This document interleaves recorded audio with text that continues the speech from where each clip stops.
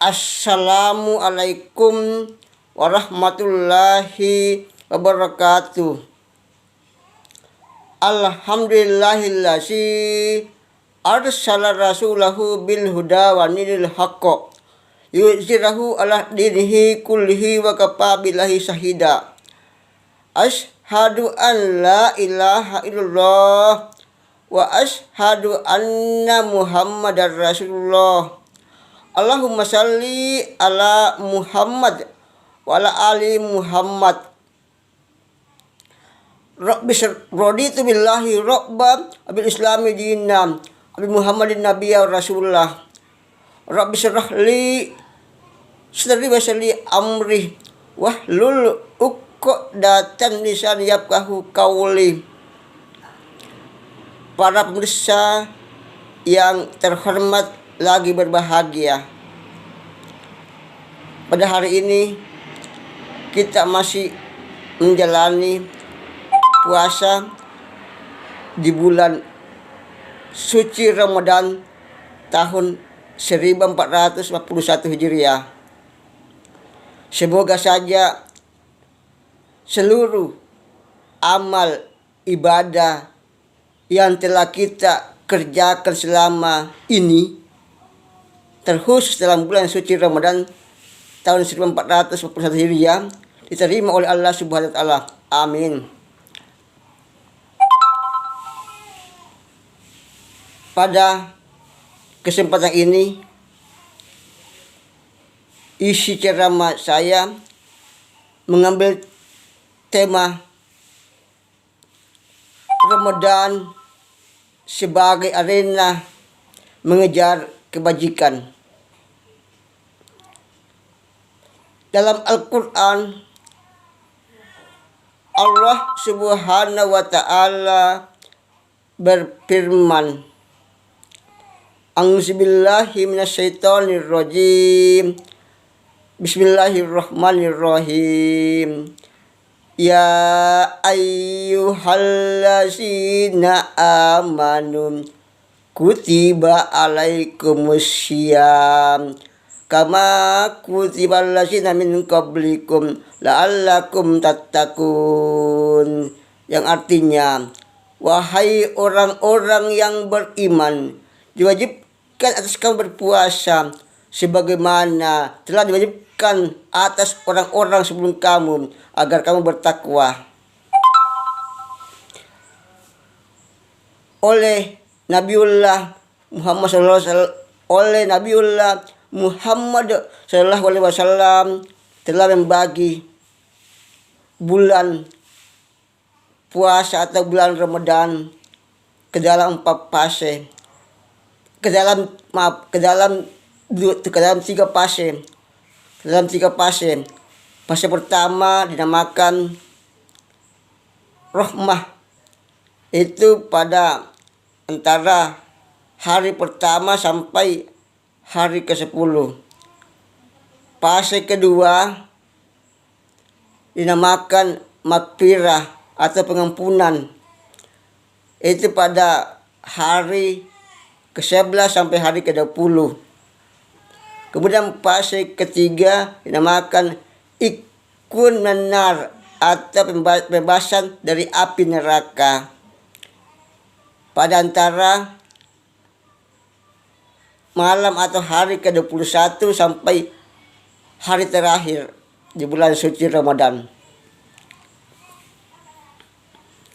Dan oleh karena itu, maka Ramadan merupakan ajang atau arena bagi kaum muslimin dan muslimat yang berkesempatan hadir di dalamnya. Karena apa? Tidak ada jaminan bagi kita sekalian akan berjumpa lagi dengan Ramadan tahun berikutnya. Oleh karena itu, syokianya lah bila mana kita bersungguh-sungguh beribadah secara maksimal dan secara penuh keikhlasan dan secara penuh kehusuan selama 1 bulan ini.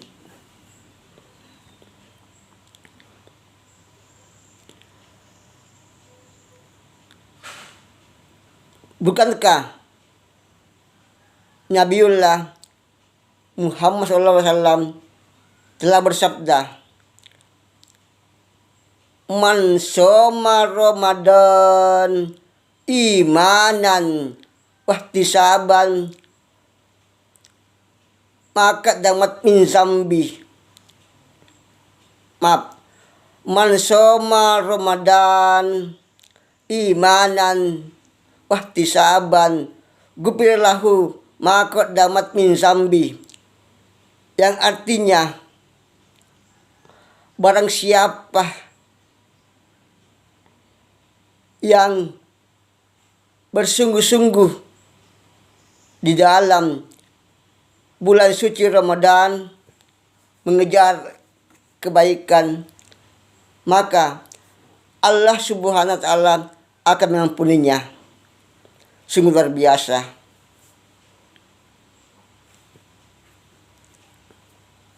Dan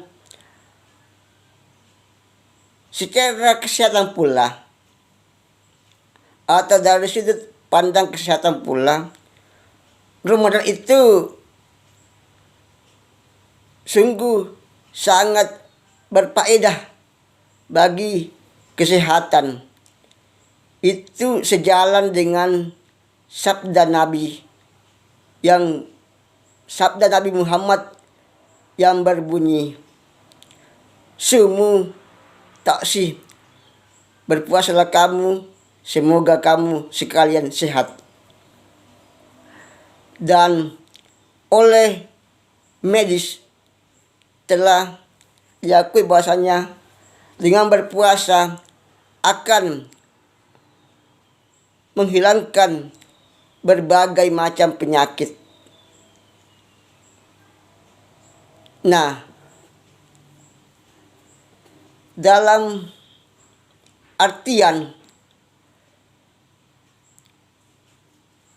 berpuasa atau bulan Ramadan merupakan arena mengejar kebaikan, maka pada kesempatan ini saya membagi 3 kategori orang-orang yang melakukan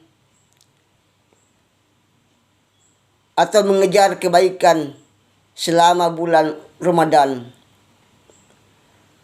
Tapi sebelumnya saya mengibaratkan bahwasanya kita berada di suatu gua besar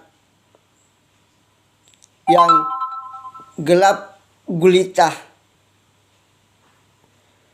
Tidak ada pencahayaan sedikit pun yang tembus di gua itu. Yang penting gua itu gelap gulita. Nah, hanya saja dalam gua itu terdapat sejumlah batuan. Apakah batuan besar, kecil, dan berupa kerikil yang sangat kecil pula. Nah, di situ diibaratkan bahwasanya ada pemikiran bahwasanya batu-batu itu kemungkinan saja bermanfaat bagi kita kalau kita mengambil batu-batu itu. Nah, namun perlu digarisbawahi bahwasanya batu-batu itu merupakan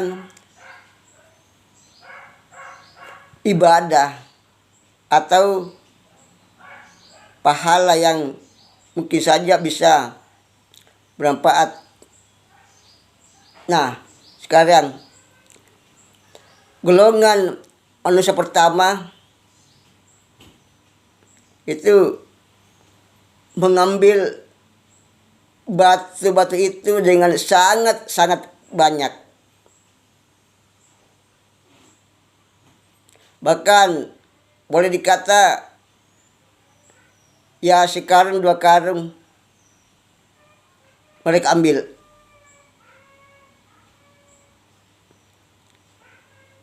Golongan kedua, manusia hanya mengambil sedikit saja, paling-paling yang di tangannya yang cukup bisa dipegang. Golongan ketiga,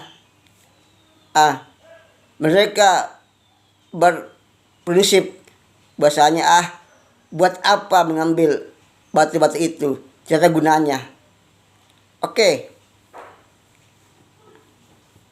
Suatu saat gua itu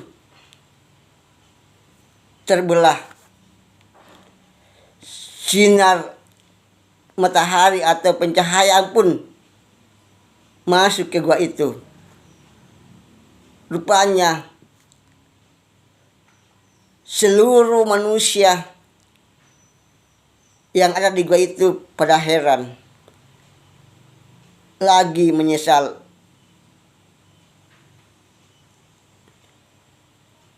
Golongan yang pertama menyesal karena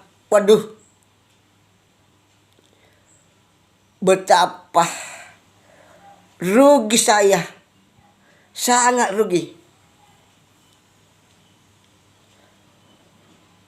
Mengapa hanya sedikit batu yang saya ambil ternyata isinya emas? Golongan kedua pun menyesal. Kenapa hanya segini yang saya ambil? Sungguh, andaikan kami tahu, pastilah kami akan mengambil yang lebih banyak lagi. Nah, golongan ketiga itulah yang paling sangat menyesal. Mereka beralasan bahwasanya, ya Allah, kenapa saya tidak mengambil sedikit saja dari batu-batu itu?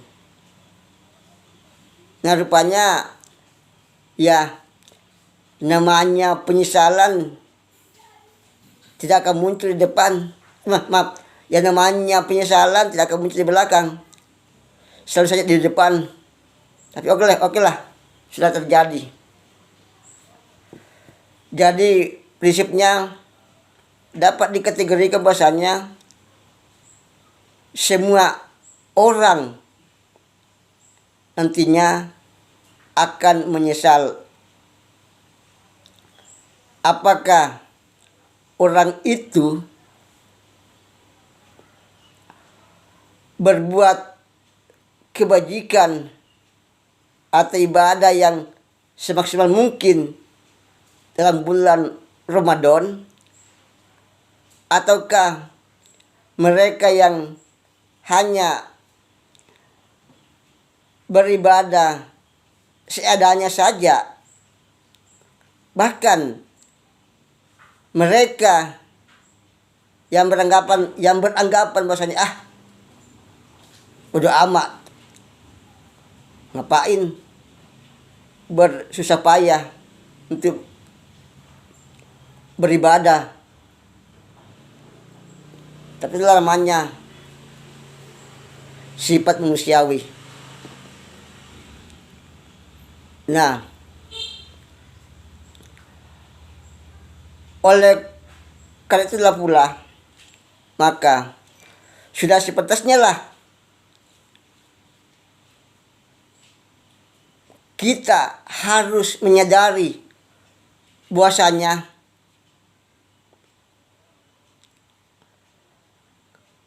kita perlu mempunyai tekad untuk beribadah semaksimal mungkin dalamnya. Entahkah ibadah yang sifatnya wajib seperti sholat 5 waktu, apalagi berjamaah di masjid. Namun saat sekarang ya maaf, masjid dibatasi penggunaannya mengingat adanya wabah virus corona. Dan berpuasa serta meningkatkan ibadah-ibadah lain yang bersifat sunat seperti tarawih pada malam hari, qiyamul lail sampai pada witir, dan juga bermuamalah kepada sama manusia seperti bersedekah, berzakat, terutama zakat fitrah, dan berinfak.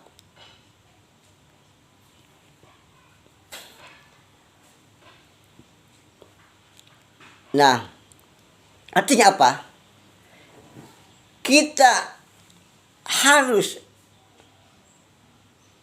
berkesempatan untuk menggunakan momen Ramadan itu untuk melakukan ibadah. Jangan sampai kita menyesal di kemudian hari. Seperti gambaran tadi, bahasanya 3 golongan manusia itu rupanya menyesal. Tidak ada golongan manusia tidak menyesal pada saat nanti. Entahkah orang yang maksimal beribadah, entahkah orang yang hanya setengah-setengah beribadah, apatah lagi orang yang memang tidak beribadah atau meninggalkan ibadah. Nah, oleh karena itulah mulai saat sekarang perlu ditanamkan niat yang tulus dan ikhlas untuk melakukan ibadah secara maksimal hanya kepada Allah semata, bukan yang lain. Itu perlu dicamkan. Karena apa? Memang kita diutus ke dunia ini semata-mata untuk beribadah kepada Allah Subhanahu wa taala. Bukankah Allah berfirman dalam Al-Qur'an yang berbunyi, "Ma khalaqtul jinni wal insa illa liya'buduh." Bahasanya kami menciptakan jin dan manusia hanya untuk beribadah kepada Allah semata. Begitu. Jadi tujuan penciptaan kita di dunia ini ya hanya ibadah. Nah, kalau hanya ibadah tentu saja kita harus fokus pada ibadah saja. Baik ibadah terutama dalam hal ibadah kepada Allah atau hubungan kita hamba kepada Allah dan hubungan kita kepada sama manusia, dan semoga saja itu benar ibadah itu. Lalu sungguh betapa ironi memang kalau saja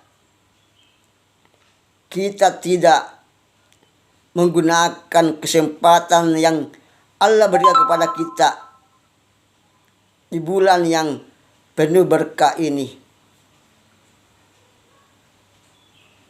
Dan semoga saja kita semua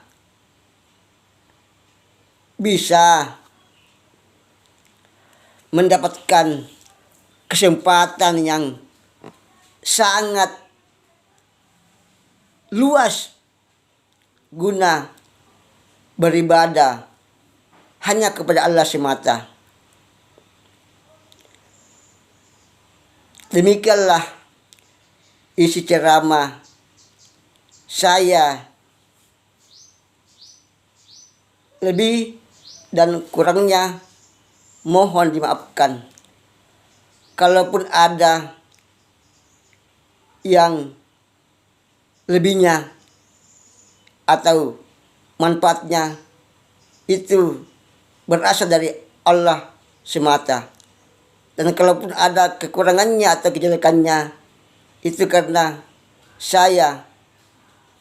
berasal dari saya sebagai manusia biasa yang tak luput dari kesalahan. Zahiri billahi taufik wal hidayah. Assalamualaikum warahmatullahi wabarakatuh.